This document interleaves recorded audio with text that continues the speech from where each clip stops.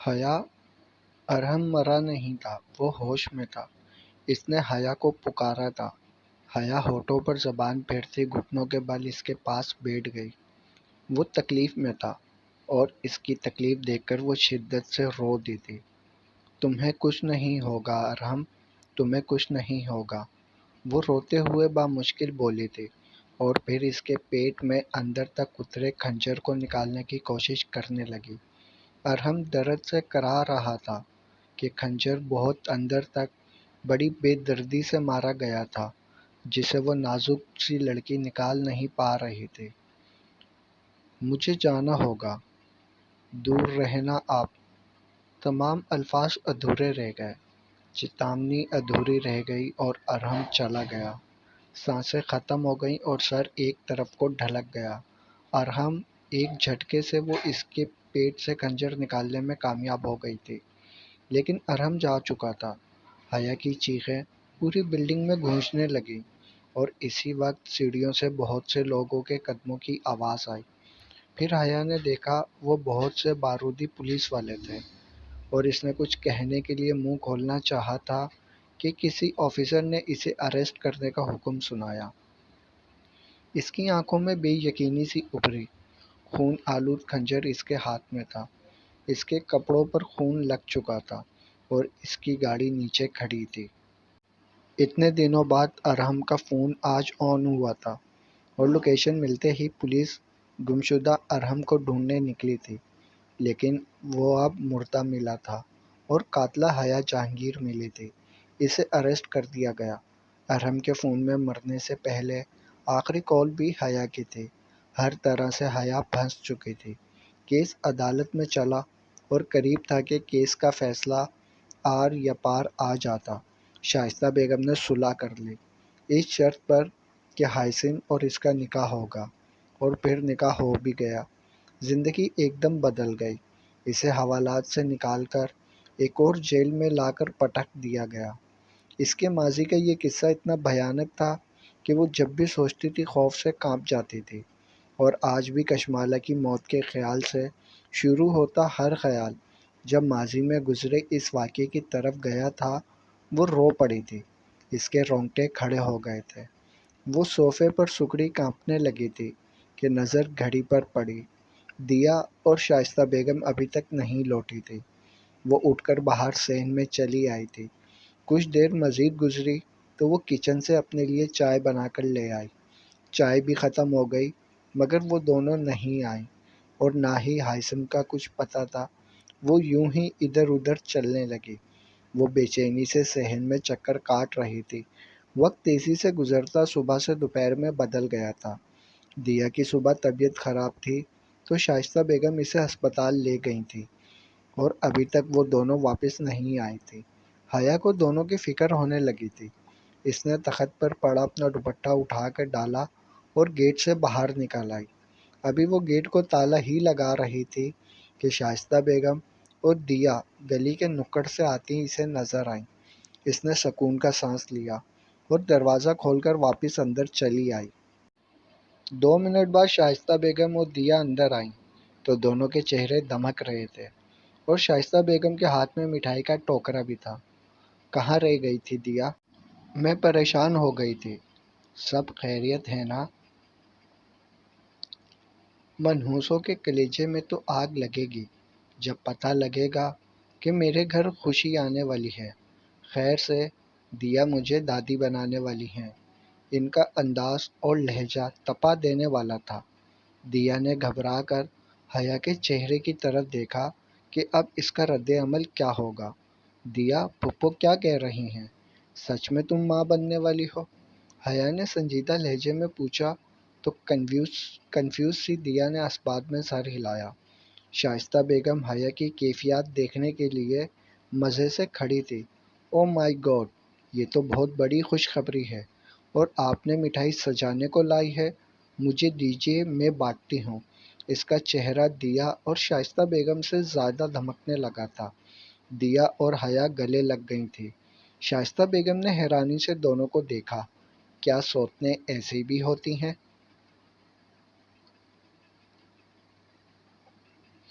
وہ اس وقت شاکلہ جھیل کے کنارے بیٹھا تھا، چھوٹے چھوٹے کنکر پانی میں پھینک رہا تھا۔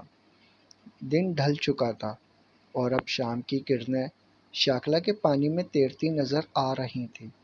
پاس ہی دوسرے پتھر پر کاشان بیٹھا بغور اس کے چہرے کو پڑھ رہا تھا، جسے پڑھنا بڑا مشکل تھا۔ وہ عجیب انسان تھا، محبت بھی انتہا کی کرتا تھا اور اس سے دور بھی رہنا چاہتا تھا۔ کاشان کو کبھی کبھی کوفت ہونے لگتی تھی اس سے، اور کبھی خوف آنے لگتا تھا۔ اگر تم اس سے محبت ہی کرتے ہو تو اسے حاصل کرنے کے لیے اتنا انتظار کیوں؟ کاشان نے پوچھا۔ میں محبت کرتا ہوں اور زور زبردستی سے بڑا ڈرتا ہوں۔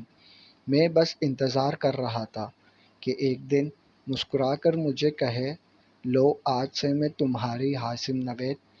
اور اس نے کہا بھی، لیکن اپنی قسمت ہی خراب ہے کہ محبت سے ملن کا وقت آیا تو کوئی دنیا سے بچھڑ گیا۔ اسے افسوس تھا کشمالہ کی موت کا، اور اس سے زیادہ افسوس تھا اس دن کا جس کا وہ انتظار کر رہا تھا۔ لیکن کشمالہ کی موت کے باعث وہ حیا سے نہیں کہہ سکتا تھا کہ سنو حیا، کچھ کہا تھا تم نے، ایک وعدہ کیا تھا رشتے کو آگے بڑھانے کا۔ تو اب بات کر لو ان سے یار، شوہر ہو تو شوہر بن جاؤ، خود حق جتاتے نہیں اور کسی کو ان پر ظلم کرنے سے روکتے نہیں۔ ارے کیسے شوہر ہو تم یار؟ کاشان اس کی لاجک سمجھنے سے قاصر تھا۔ جس کی محبت برسوں سے کاشان نے اس کی آنکھوں میں جلتی دیکھی تھی، جسے پانے کی چاہ اس کی سب سے بڑی خواہش تھی، اور اب 2.5 سال سے وہ اس کے نکاح میں تھی، لیکن قربتوں کے یہ سال اس نے بے وجہ گنوا دیے تھے۔ زندگی 2-4 دن کا کھیل نہیں ہے کاشان، کہ میں شوہر بن کر روب سے اپنے حقوق اس سے وصول کروں۔ زندگی تو عمر بھر کا کھیل ہے پیارے، اور اس کھیل کو جیتنے کے لیے محبت بڑی ضروری ہے، اور محبت نہ سہی تو دلی رضامندی، وہ راضی ہوگی تو رشتہ آگے بڑھے گا، ورنہ زور زبردستی سے اس کے دل میں موجود اپنے لیے عزت بھی کھو دوں گا۔ بہت محبت کرتا ہوں میں اس سے، اگر اس کے دل میں عزت بھی نہ رہی میرے لیے تو میں تو کھڑے کھڑے ہی مر جاؤں گا یار۔ یہ 2 سال اس سے بے رخی کیسے برتی یہ میں ہی جانتا ہوں۔ وہ کیسے سمجھاتا کہ زبردستی رشتہ جوڑ بیٹھا تھا، دل کیسے جوڑتا اب؟ عمر سلطان پھر امیدوار بن کر آ گیا اس کا تو جان لے لوں گا، میں اس کی جان لے لوں گا، اپنی حیا نہیں دوں گا۔ بہت ہو گیا اس کا، کر لی ایک بہن سے اس نے شادی، دوسری کے اس کو پاس بھی نہیں بھٹکنے دوں گا۔ اس شخص کی قسمت میں ہی دوش ہے، کوئی بھی لڑکی اس کی زندگی میں شامل ہو برباد ہو جاتی ہے، اور اپنی حیا کو برباد نہیں ہونے دوں گا میں۔ اس کی بات کاٹتے وہ چیخا تھا، اور اسی وقت اس کی جیب میں رکھا فون چنگھارا، جلدی سے گھر آ جاؤ، خوش خبری ہے تمہارے لیے۔ دوسری طرف فون پر کھنکھناتی ہوئی آواز حیا کی تھی۔ بہت دنوں بعد اس کی آواز میں خوشی تھی۔ فون جیب میں رکھتا وہ مسکرایا اور کاشان کے بالوں میں ہاتھ پھیرتا وہ گھر کی جانب بھاگا۔ دل میں کہیں کئی خوش فہمیوں نے جنم لیا۔ وہ مسکرا کر اسے بلا رہی تھی تو مطلب تھا اپنا رہی تھی۔ گلی عبور کرتا وہ گھر میں داخل ہوا تو صحن میں سب سے پہلا چہرہ جو دیکھا وہ اسی کا تھا۔ چہرے پر بہت جاندار مسکراہٹ تھی، البتہ لباس وہی سفید تھا۔ حاسم پر نظر پڑتے وہ مسکرائی تھی، اور پھر میز پر رکھی مٹھائی کی پلیٹ اٹھا کر اس کے سامنے کی، اور پورا لڈو اس کے منہ میں ٹھونس کر مسکرائی۔ حاسم کی نگاہوں نے اس کے چہرے سے ہٹنے سے انکار کر دیا تھا۔ دیا نے حاسم کو اتنی محبت سے حیا کو تکتے پایا تو جانا کہ سب خوش خبریاں ایک حیا کی مسکراہٹ کے آگے پھیکی ہیں۔ مبارک ہو میرا بچہ، تو باپ بننے والا ہے۔ شائستہ بیگم نے اس کا ماتھا چوم لیا تھا۔ تب اس نے حیا سے نظریں ہٹا کر دیا کو دیکھا، جو سر جھکا چکی تھی اور آنکھوں کی نمی کو چھپا چکی تھی۔ خبر بہت بڑی تھی، اور اسے بلانے والی حیا تھی تو وہ کیوں کر نہ خوش ہوتا۔ وہ مسکرا دیا۔ شائستہ بیگم نے اسے پکڑ کر دیا کے برابر میں بٹھا دیا۔ اب لگ رہی ہے نا میرے بیٹے کی زندگی مکمل؟ نہیں، ابھی بھی ادھوری ہے آپ کے بیٹے کی زندگی مامی جان، اور وہ مکمل ہوتی ہے حیا کے کچھ رنگوں اور خوبصورت مسکراہٹ سے۔ دیا نے حیا کا ہاتھ پکڑ کر اسے ہائسم کے دوسری طرف بٹھا دیا تھا۔ شائستہ بیگم نے نخوت سے حیا کو دیکھا۔ ہائسم نے مسکرا کر دونوں کی طرف دیکھا اور پھر بازو پھیلا کر دونوں کو اپنے ساتھ لگایا اور جانا کہ اب زندگی دونوں کے بغیر ادھوری ہے اور یہ تکون ہی مکمل زندگی ہے۔ تم سے یہ لڑکی میں نے پہلے دیکھی نہ سنی حیا۔ رات کے کھانے کے برتن دھونے کے بعد کچن سے نکل کر وہ کمرے کی طرف جانے لگی تھی کہ اس کی پشت پر ہائسم کی آواز آئی۔ دوپٹے سے ہاتھ پوچھتی وہ واپس پلٹی تو وہ سامنے دونوں ہاتھ سینے پر باندھے کھڑا تھا۔ مجھ جیسی لڑکی؟ وہ سوالیہ ہوئی۔ تم جیسی لڑکی جو سوتن کے ماں بننے پر لوگوں میں مٹھائی بانٹتی پھرے اور پھر فون کر کے ہنستے ہوئے شوہر کو بتائے تم باپ بننے والے ہو۔ وہ واقعی عجیب تھی اور اس کہانی میں موجود ہر شخص ہی عجیب تھا۔ ارے نہیں، وہ جسے تم سوتن کہہ رہے ہو وہ اس کا نام لے کر کہو۔ دیا سی لڑکی دیکھی نہ ہی سنی۔ وہ اس سب میں اپنا کمال نہیں سمجھتی تھی کہ اگر دیا اس سے دشمنی پالتی تو یقیناً بدلے میں وہ بھی دشمنی کرتی۔ اس نے محبت دی تھی تو محبت لی تھی۔ تم میرے بارے میں کیا فیصلہ کرتی ہو؟ وہ اپنی چاہ پر آیا۔ وہ اپنے دل کی خواہش پر آیا تھا۔ فیصلہ تو ہو چکا ہے نا، جی لیں گے ہم ایک تکون میں، لیکن مجھے ابھی بھی وقت چاہیے۔ وہ فیصلہ کر کے اٹل تھی اور وہ اس کے اٹل فیصلے پر خوش ہو گیا تھا۔ بھلے اسے وقت چاہیے تھا، لیکن وہ وقت پورا ہونے پر حیا کو لوٹنا اسی کے پاس تھا اور یہ احساس بھرا طمانینت بھرا تھا۔ میں عمر بھر تمہارے فیصلے کے انتظار میں یوں ہی کھڑا رہ سکتا ہوں۔ وہ لہجہ محبت تھا، وہ سراپا محبت تھا۔ کھڑے رہنے کی ضرورت نہیں، جا کر سو جاؤ، دیا انتظار کر رہی ہوگی۔ اسے بھیج کر وہ بھی اپنے کمرے میں آئی اور دروازے کی چٹکی چڑھا کر وہ اس دیوار گیر تصویر کے سامنے آ کھڑی ہوئی۔ ایک تمہاری موت نے دیکھو ارحم سب کو کتنا سفر کروایا۔ تم اس دن نہ مرتے تو آج کہانی مختلف ہوتی۔ تم اگر اس دن صرف چند سانسیں ہی اور لے لیتے تو آج کہانی مختلف ہوتی۔ کہیں سمجھوتا ہوتا، نہ کہیں اداسی ہوتی۔ ہر چہرہ مسکراتا، کوئی کسی سے نفرت کرتا اور نہ یوں کوئی بے موت مرتا۔ تمہیں جی لینا چاہیے تھا ارحم، تمہیں چند سانس اور جی لینا چاہیے تھا۔ وہ اس سے روز شکوے کرتی تھی، روز شکایت کرتی تھی۔ کبھی وہ اسے بے بس اور بے چارہ معلوم ہوتا تو کبھی اپنا گناہ گار مان کر وہ اس سے نفرت کرتی۔ وہ اپنے آنسو صاف کرتی آ کر بیڈ پر چت لیٹ گئی۔ آنکھوں کے سامنے چھم سے عمر سلطان آ کھڑا ہوا، وہ عمر سلطان جو اس کی پہلی محبت تھا اور عورت کے لیے مشہور ہے کہ وہ پہلی محبت کبھی نہیں بھولتی۔ مت یاد آیا کرو اب مجھے۔ شادی شدہ عورت کو پرانا محبوب یاد آئے تو بڑا گناہ ہوتا ہے۔ شادی شدہ عورت کسی اور کو سوچے بھی تو خدا روٹھ جاتا ہے۔ اس نے آج عمر سلطان کے عکس کو توڑ کر خود سے وعدہ کیا کہ صرف آج اس کا دل عمر سلطان کا، کل سے نہ کوئی عمر سلطان، نہ کسی عمر سلطان کا خیال اور نہ کوئی محبت۔ اپنے خیالوں سے لڑتے وہ کب سو گئی پتہ ہی نہ چلا۔ آنکھ اس کی تب کھلی جب باہر گیٹ پر کسی نے یوں دستخط دی جیسے توڑ ڈالنے کا ارادہ ہو۔ وہ ہڑبڑا کر اٹھ بیٹھی اور تبھی اسے محسوس ہوا کہ بہت سے قدم باہر تیزی سے ادھر ادھر بھاگ رہے تھے۔ وہ ان قدموں کی آہٹ پہچانتی تھی کہ ارحم کی موت پر بھی یہی آہٹیں وہ سن چکی تھی۔ بیڈ سے اتر کر اس نے چٹکی کھولی اور باہر آئی جہاں پولیس ہی پولیس تھی اور ان سب کے بیچ نمایاں تھا عمر سلطان۔ سفید ڈریس شرٹ کے بازو فولڈ کیے ہوئے تھا اور ہاتھ پینٹ کی جیبوں میں ڈالے وہ شان بے نیازی سے کھڑا تھا۔ حیا سمجھ نہ پائی کہ وہاں ہوا کیا تھا اور کیا ہونے والا تھا۔ اسے سمجھ تب لگی جب اس کے کانوں میں شائستہ بیگم کی چیخ و پکار گونجی اور کسی نے کہا تھا ہائسم نوید کو اریسٹ کرو۔ اور پھر اس نے دیکھا ہائسم کو ہٹ کری پہنا دی گئی تھی۔ کیا ہو رہا ہے یہ؟ آپ میرے شوہر کو یوں نہیں لے جا سکتے۔ قصور کیا ہے اس کا؟ وہ چلائی تھی کہ بہت ہوا، اب مزید برا کچھ نہیں ہونا چاہیے۔ ہمارے پاس کمپلین ہے ان کے خلاف، اس لیے ان کو کشمالہ مرڈر کیس میں گرفتار کیا جاتا ہے۔ یہ ایک بم کا گولہ تھا جو اس کے سر پر گرا تھا۔ کس نے کی یہ کمپلین؟ اس نے لہجے کو متوازن رکھنے کی کوشش کی۔ کشمالہ سلطان کے شوہر عمر سلطان نے، پولیس آفیسر نے بتایا تو حیا کی آنکھوں میں بے یقینی ابھری۔ تمہاری ہمت کیسے ہوئی میرے شوہر پر اتنا گھٹیا الزام لگانے کی؟ چاہتے کیا ہو تم؟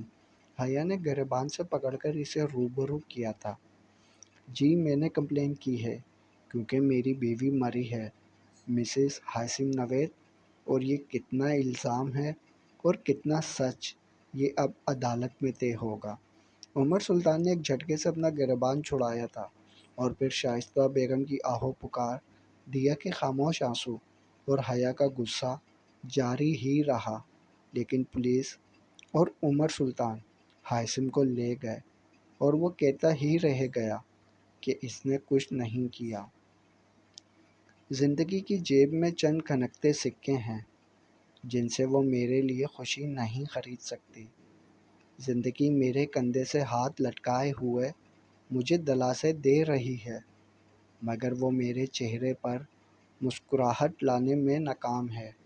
وہ اب میری مسکراتی ہوئی شکل کی پینٹنگ بنانا چاہتی ہے، لیکن مسکراہٹ کینوس سے بہت دور کا معاملہ ہے۔ ہر صبح جب سورج رات کے سفر کے بعد لوگوں کو یہ بتانے مشرق سے طلوع ہوتا ہے کہ مسکراہٹوں بڑی زندگی کا ایک اور دن تمہیں مبارک، تب زندگی میرے گال پر بوسہ دے کر نکل پڑتی ہے میری کھوئی ہوئی مسکراہٹ کی تلاش میں۔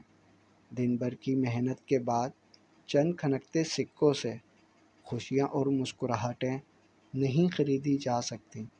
زندگی تیرا شکریہ۔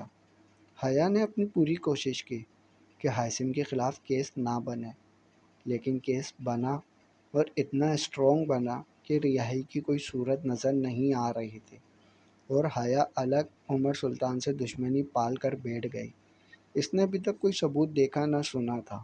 اسے لگتا یہی تھا کہ عمر سلطان ہائسم کو پھنسا رہا ہے تاکہ پہلے نہ سہی تو اب حیا اسے مل جائے، اور یہ بات اس نے کہتے ہوئے عمر سلطان کو تھپڑ بھی مارنا چاہا تھا، مگر اس نے حیا کا ہاتھ جھٹک کر یوں دیکھا جیسے پہچانتا ہی نہ ہو۔ عمر سلطان کا رویہ عجیب تھا، یا اس نے کبھی یہ رویہ دیکھا نہ تھا، اس لیے اسے سب سے زیادہ تکلیف اس کے لہجے اور رویے سے ہوئی، لیکن اب کچھ نہیں کیا جا سکتا تھا۔ ہائسم کا کیس عدالت پہنچ چکا تھا اور پہلی پیشی کی تاریخ بھی آ گئی تھی۔